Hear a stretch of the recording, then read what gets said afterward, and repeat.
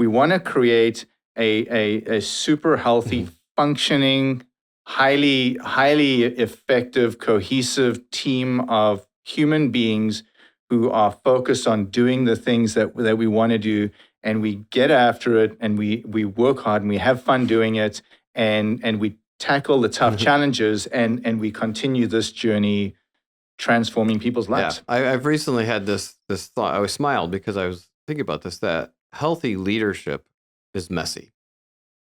And a lot of us would like things to be in nice linear process, especially in what you guys do because you're working with systems. So we want it to be clean and concise and clean. It's just not. Messy. Healthy leadership is messy. It's messy. And you're just a great organization that's willing to engage the mess and say, let's get better. That's all we're doing. And that's what we're all doing in life. We're just trying to get up every day and engage the mess of our day. Yeah. And not have the day own us, but to actually be intentional and live in the day the way we choose to. I love that.